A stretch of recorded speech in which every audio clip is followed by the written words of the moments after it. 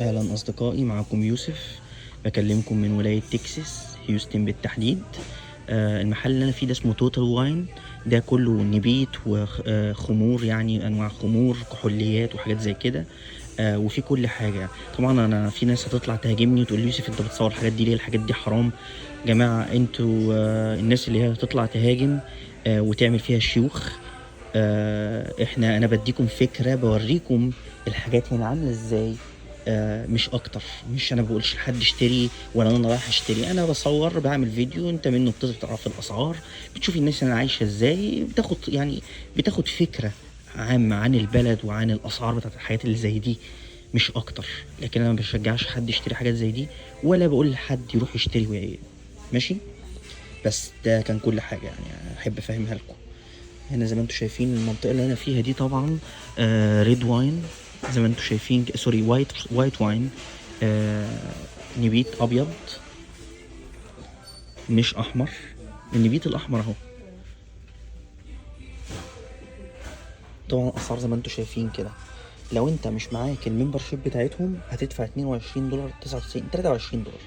لو معاك الممبرشيب هتاخدها الواحدة ب 20 دولار 69 سنت، خصم حسبة 2 دولار، حاجه في الحدود دي يعني. وخلي بالك هنا كمان في مكان تيست، لو انت مثلا عايز تدوق نبيت معين او او نوع من الويسكي او الحاجات اللي زي دي، بتروح هناك في بار وبتروح تقول له ان انت عايز النوع الفلاني، بيقوم فاتح هو عنده علب مفتوح، ازايز مفتوحه، يقوم طبعا جايب لك الحاجه اللي انت عايز تدوق طعمها. انا عايز اقول لك ان في ناس بتشتري نبيت من هنا وكحوليات وتخزنها، وبعد كام سنه تبيعها، بتجيب فلوس كتير جدا. في ناس بتعمل كده، بيبقى عندهم بقى قابو كده في البيت، حاجه كده زي مخزن تحت في الدور الارضي بتاع البيت. يقوم يا باشا ايه، رايح ويقوم حاطط حاجات مخزنها بقى بالسنين. بص انا طبعا بكاتب لك كل نوع نبيت وبينفع بيمشي مع اكل ايه. يعني في اللي هو موسكاتو، وفي اللي هي دي انواع طبعا نبيت، دي اسماء. ده وايت واين، نبيت ابيض اهو، عشان ما حدش يقول لي يوسف انت بتقفل ايه اللي بيمشي مع الاكل. طبعا ده النوع بتاع النبيت، ده البراند او النوع، الاسم بتاعه يعني. وده اللي الحاجات اللي بيمشي معاها. نفس الحكايه هنا برضو، براندات تانية وجايب لك ان هي بتمشي مع ايه.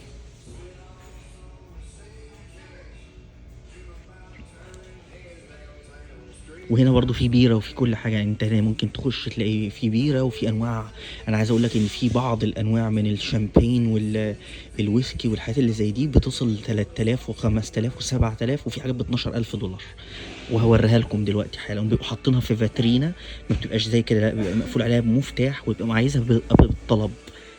بتيجي بتطلبها وبيجي حد اهو زي اللي هناك دول، بيجي يفتح لك الازاز ويقوم مطلع لك اللي انت عايزه. هنا بقى انواع الواين.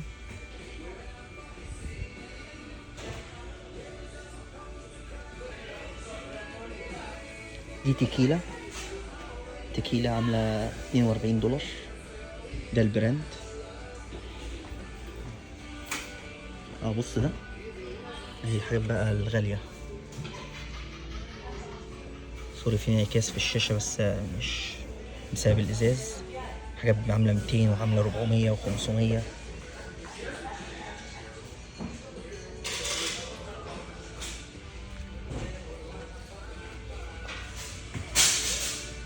يعني في حاجات عاملة 900، 1000 دولار، almost 1000 دولار.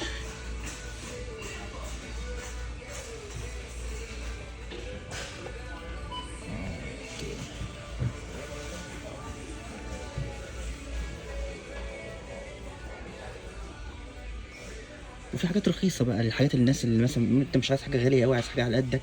اهو في ريد واين الواحدة عاملة 15 دولار 29 سنت لو معاك الممبرشيب، مش معاك ب 17 دولار. وفي حاجات عاملة 9 دولار و10 دولار كمان. يعني عايز اقول لك في من الرخيص قوي قوي قوي قوي لغاية الغالي قوي قوي قوي قوي. وفي من كل حاجة، يعني في من الريد واين اللي هو النبيت الاحمر والنبيت الابيض. في من ده الرخيص والغالي، ونفس الحكاية التاني برضه، الاحمر رخيص وغالي. خليني اوريكم بقى. انا وريت لكم ده الواين، ده ناحيه الواين، دي الشامبين، الشامبانيا يعني. بص في شامبانيا برضه رخيصه، حاجه ب 18 دولار، وحاجات عامله 300 و700 و2000 و3000 دولار.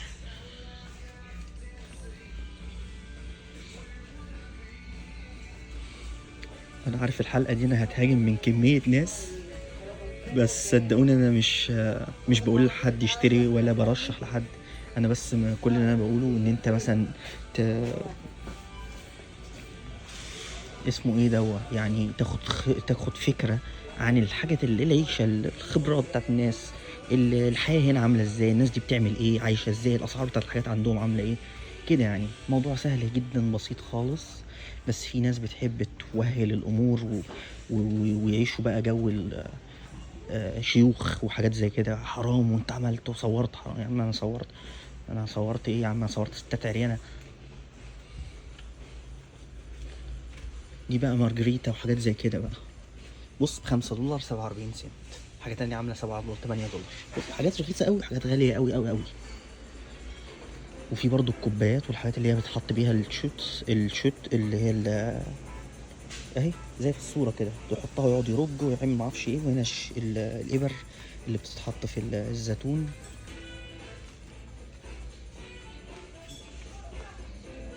كوبايات. وفي حاجات تحط فيها النبيت كله بقى، الازازه كلها تحطها وتبقى تطلع منها وتحط حاجات اشكال يعني. كاسات.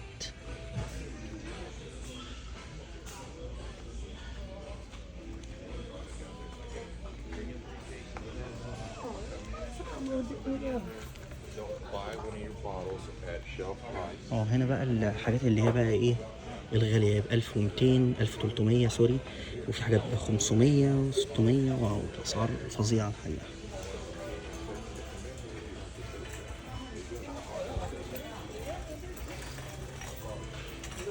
بص في حاجات ب2000 دولار كمان.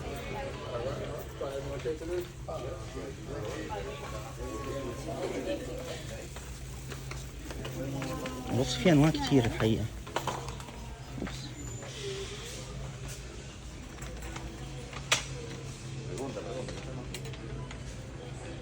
وفي برضو بص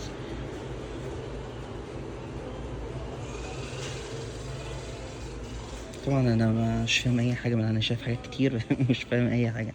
هنا بقى جزء اللي خاص بالبيره اهو. كل دي بيره اهي. شرينكات فيها 18 كنزايه ب20 دولار. وحاجات تانية ب14. 12 كنزايه ب14. في ازايز لو انت مش عايز كنزات، عايز ازايز اهو. 12 ازازه ب26 دولار، اللي هي الترا ميلر، حاجات زي كده بقى.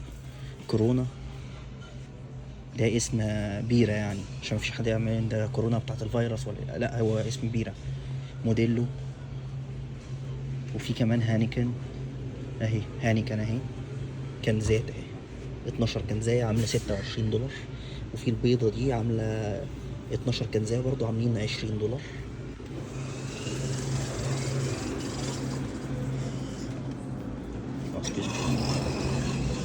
وفي بقى حاجات متلجة يعني، انت في التلاجة تاخدها يا باشا ساقعة على طول، مش لسه مثلا تاخدها على الرف. اللي بياخدها من على الرف ده مش هيشربها دلوقتي. لكن انت مثلا عندك حفلة بارتي مثلا وعايز بقى حاجة ساقعة على طول يعني، بيرة ساقعة على طول على الشرب، اهو يا باشا في التلاجة. ودي الاسعار كل حاجة مكتوبة.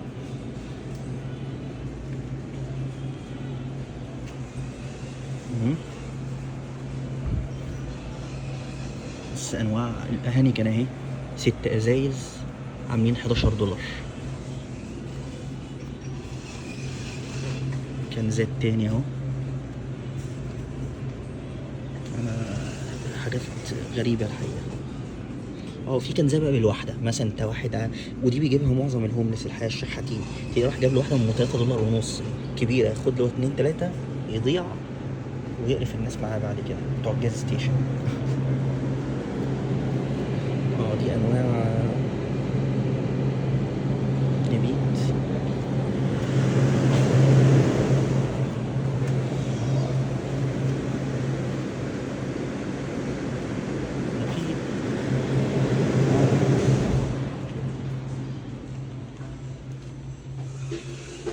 ده قسم البيرة، كل ده اللي انا ماشي فيه قسم بيرة. وفي شوكولاتة عندهم برضو فيها بيرة، فيها كحول. بص الزيتون اللي اتحط بقى في المارجريتا والحاجات اللي زي دي، سوري في مش في المارجريتا، كانت اسمها ايه اللي انا وريتها لكم البيضة دي، انا نسيت اسمها، يلا مش مهم بقى، وجزر وحاجات زي كده.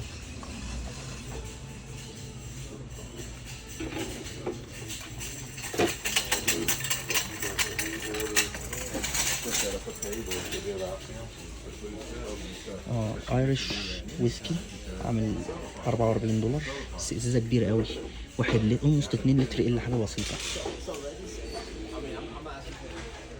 ايرلندي، ويسكي ايرلندي. بص انت هنا هتلاقي انواع حاجات كتير جدا. وفي اللي هو البيربون ده هو عامل 45 دولار.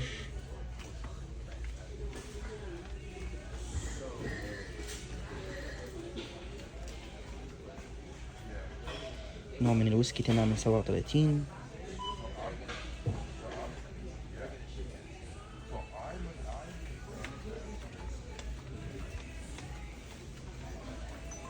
انا كنت عايز اجيب لكم في نوع، كان حد قال لي اللي هو البلاك دانيال ولا معرفش ايه كده من الويسكي، كان حد بيقول لي يوسف صور لنا، عامل 53 دولار الكبيرة قوي، الصغيرة عاملة 28 دولار.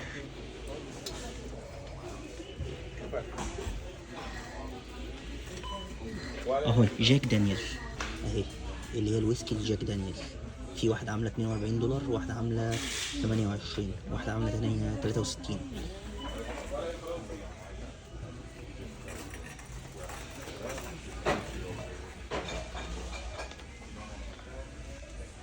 وهنا بقى حاجات بقى بالتفاح وما اعرفش ايه.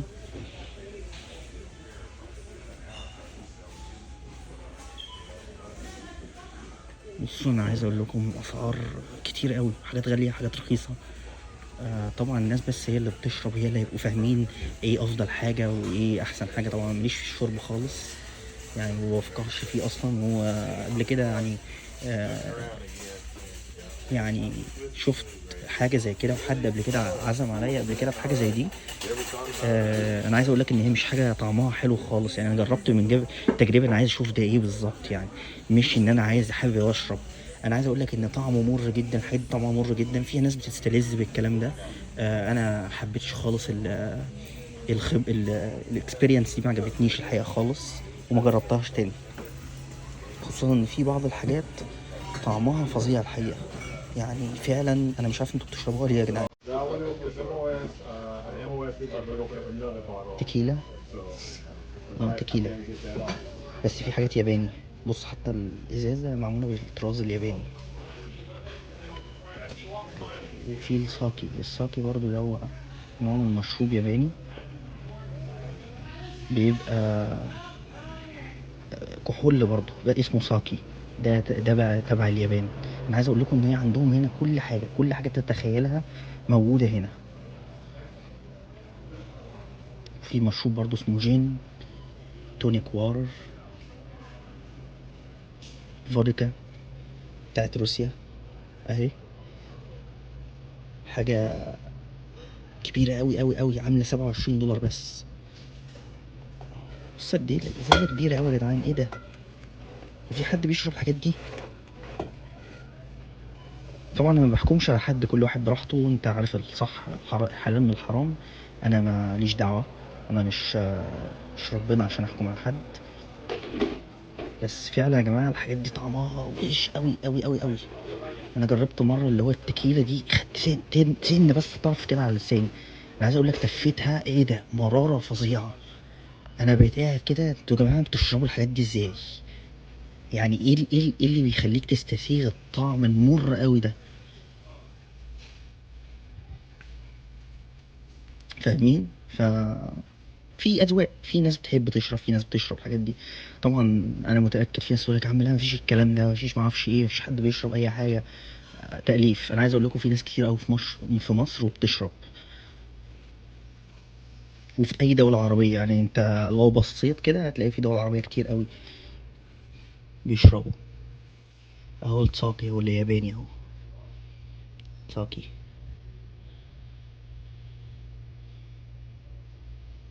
بص الحاجات الياباني بقى، انا بيعجبني شكل الازاز الحقيقه، شكل الازاز عنب شكلها حلو قوي. يعني ممكن امسك ازازه افضيها واخد الازازه اخليها شكل كده في اللي بيبص لي. جامده قوي الحقيقه، شكلها حلو قوي. انا بيعجبني الشكل. $24، $28، شكلها حلو أوي. ممكن اخدها افضيها اودي الشخص اللي بيشرب الحاجه يجي يشربها، وناخد بعض يا باشا واخد الازازه احطها كده ايه كشكل. دي شامبين، كل ده انواع شامبين. ده في كمان شامبين الكحول ريموفد، يعني ما فيهاش كحول. طعم الكحول طعم الشامبانيا، بس ما فيهاش كحول. اهو مكتوب الكحول ريموفد، يعني ما فيهاش كحول اهو، زيرو الكحول اصلا. طبعا في انواع كتير، في حاجات بص حاجات $8 و$9، وفي حاجات في الشامبين ما تعدش يا جيمي، بارقام فظيعه.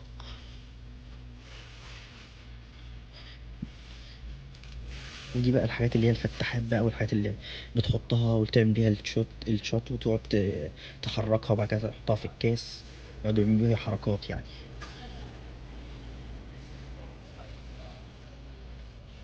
بس وطبعا عندك البار اهو مكتوب تيستينج، ده لو انت عايز تدوق اي حاجة في البار اهو، بتروح للراجل وبتقوم متخليه تقول له على الحاجة اللي انت عايز توريه صورتها، وهو بيديلك تيست اهو. الراجل بيشرب، بصوا الراجل بيشرب، ده قال للراجل في البار، واهو الراجل بيحط له. بس اتمنى تكون الفيديو يعني اتفرجتوا خدتوا خبرات، شفتوا الناس بتعمل ايه، شعوب جديدة، حاجات جديدة. مش عيب ابدا ان انت تسمع وتتفرج على يعني ثقافات ناس جديدة وبلاد تانية، مش عيب خالص، وتشوف فيهم الحاجات الصح والحاجات الغلط. ده مش عيب يعني. بس وانت بقى حر، انت بقى بتجيب بتشرب ما بتشربش دي لنفسك، حاجة ما بينك وما بين ربك. لكن في ناس طبعا هتقول يوسف طب معنى ذلك ان انا بقى عندهم بيوت مش حلوه، حاجات اماكن مش نظيفه اروح ابص عليها؟ باشا لا، محدش قال لك روح بص، لكن دي ما فيهاش حاجه فيها حرام يعني، انت دخلت اتفرجت. آه يعني أنا عارف لو في رقصات ستات مش لابسه كويس وبتاع، لا مش هخش مكان زي ده. لكن حاجات مكان فيه ازايز، الازايز مش حرام او حاجه مش كويسه، خلاص انا دخلت اتفرجت كده، ما خدتش حاجه ما لمستش حاجه، بس خلاص. بس اتمنى يكون الفيديو عجبكم، خدتوا فكره جديده، شفتوا الناس عايشه ازاي بره، والاسعار بتاعت الحاجات دي عامله ازاي، عشان الناس طبعا ممكن تفكر لكم ان الحاجات بره غاليه ومولعه وممكن تبقى ب $3000. لا انا عايز اوريك لكم حاجات $8 لحاجات $2000، ويمكن في حاجات كمان $12000 عندهم تبقى متعتقه بقالها 50 سنه. بس اتمنى الفيديو يكون عجبكم، ما تنسوش لايك شير سبسكرايب، وتدعموني على الصفحات بتاعتي على الفيسبوك والانستجرام والتيك توك. يلا اشوفكم المره الجايه في حلقه جديده باذن الله، سلام.